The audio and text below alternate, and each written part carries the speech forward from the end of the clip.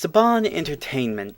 Chances are if you grew up during the 80s or 90s, you heard Saban's name at one point. They're most known for bringing us Mighty Morphin Power Rangers and every Power Rangers series after that, and anime like Digimon, the Mega Man cartoon, and Samurai Pizza Cats. Now when I was a kid, there was one anime that stuck out to me the most, but since then nobody ever mentions it. And that, my friends, was Flint the Time Detective. Now, back from prehistoric times, here's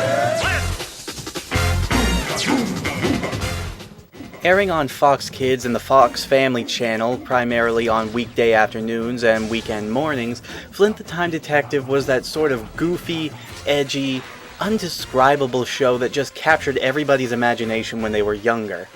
Meanwhile, at the Time Bureau! Now, back then the show was still on television. I actually loved it. Its use of famous historical figures was quite new to me as a child, as not many shows back then would really show historical figures in such a humorous light, and still be entertaining. However, after watching a good chunk of the series again, I have to admit it's not really as good a show as I remember. It's alright, but it's just not on par with the other stuff Saban was showing at the time. But let's back up for a second and actually take an honest look at the series. It takes place during the 25th century, where apparently time travel is commonplace, and the story starts off with our main antagonist, Petrofina, who is going back in time with her two henchmen, Dino and Might, in search of some magical creature known as a time shifter, a strange being that is not only able to go through time unabated, but is also able to, now get this, perform magical powers that apparently have something to do with their name. She finds one such creature named Get-Along, who has just met up with our main protagonist, Flint, and his father, Rocky Hammerhead. No. Sylvester Stallone does not come anywhere near this series. Although that would be kind of neat. Unfortunately, before she can go through with her plan to grab the time shifter, a volcano starts to erupt. In desperation, she fossilizes the three of them with her plot convenience gun, and then retreats back to the 25th century, hoping to dig up the fossils later on in life and get back the shifter. Oh yes, because given the way that the tectonic plates in the Earth work, I'm sure you're going to be able to locate all of those fossils very easily. Yeah, top-notch plan. Anyway, after that scene, we cut to the present, or in this case, the 25th century, where a teacher is bringing her children on an archaeological dig looking for fossils. It is at this point that the series is kind enough to let us know that Miss Ino, the teacher, is actually Petrofina, international time thief, and that she is trying to exploit the children's labor in order to find the missing time shifter. Not even close. Keep digging. Hooray for exploiting child labor! Wait. This is when we meet our two other protagonists, Tony and Sarah Goodman, the two twins who just happen to discover the two fossils where Get-Along, Flint, and Rocky are being held. Instead of reporting it to Miss Ino as they were told to do, the two of them hide the fossils and sneak off to their uncle's house, Dr. Bernard Goodman, who happens to be a famous scientist and historian who has the technology to hopefully defossilize the two. I know, I was surprised too. Anyway, with a little bit of help, he's able to not only defossilize Flint and Get-Along, but is also able to help the kids speak perfect English. Not a fossil anymore. Speaks English. Whoa. Dr. Goodman's formula included language data. It's rudimentary, but understandable. It is at this point in the first episode where my suspension of disbelief begins to unravel. Now, I don't care how far into the future it is. I can't accept the fact that we can just beam another language into their heads. That's like something out of Battlefield Earth. And I know we don't want to revisit that train wreck, but this is seriously some pretty big cop-out writing. But this is a kids' show, so let's give them the benefit of the doubt and move on. Unfortunately, the defossilization process did not seem to work on Flint's father, leaving him as nothing but a stone slab. A stone slab with eyes and eyebrows who can talk despite the fact that he has no visible mouth. Son, it's me, Dad! I'm in here! What's with the long face? Cheer up! I'm still your dad, and if I have to stay like this, I'll love you like a rock! Be prepared for a lot of geologically themed humor with this character. And so, through a few more events in the very first episode, Flint becomes a time detective working for the Bureau of Time, tasked with going back in time, rescuing shifters, and taking them back to the 25th century before they can cause any serious anomalies in the time-space continuum. Well, of course.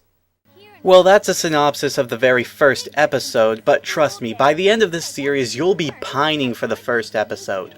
Why? Because the very first and last 3 episodes of the series are the only ones that deviate from the norm. Other than that, every single episode in this series follows the exact same formula, almost to a T. Every given episode will go something like this. A shifter has been detected in a certain period in history, and Flint and his friends go back in time to try and acquire it. Using the time cycle, they arrive at the period in history, only to find that Petrofina has usually beaten them there, and is either already chasing after the shifter, or has already caught it and made it her slave with something called a Petra stamp, a stamp with a giant P on it that apparently makes the shifter into her slave, and turns it absolutely evil. Yeah, I don't get it either. Anyway, after doing this, she takes over that era in history, usually with the help of either the shifter or historical figures such as Napoleon or Cortez. And after that happens, she's usually able to one-up the heroes in some way or another, but they will inevitably get free either by the help of Flint or from the help of another historical figure. Flint will then get out and battle Petrofina and the Time Shifter in what is known as Con mode, some sort of giant mechanical robot thing. I don't know. It's just the evil version of the Shifter, alright? He'll then beat it, make it his friend, and use the fossil beam to put it into a fossil so that they can take it home. Petrofina will whimper in defeat and ride off into the sunset, saying, "Curse you, we'll get you next time, Captain Flint, the Time Detective." And then after that's done, they'll use something called the memory beam to erase the memories of every single person in that era, and then they all go home happy and content to do this again next week. And this repeats ad nauseum for about 39 episodes. Now, the only thing that does change is the historical period, the historical figures that they meet, and the shifter that they're chasing after. That's about it. That, and sometimes they send a shifter back in time to assist them, and it'll enter something called Master Mode, and yeah, you get it. But anyway, there is absolutely no deviation from this for pretty much the entire series.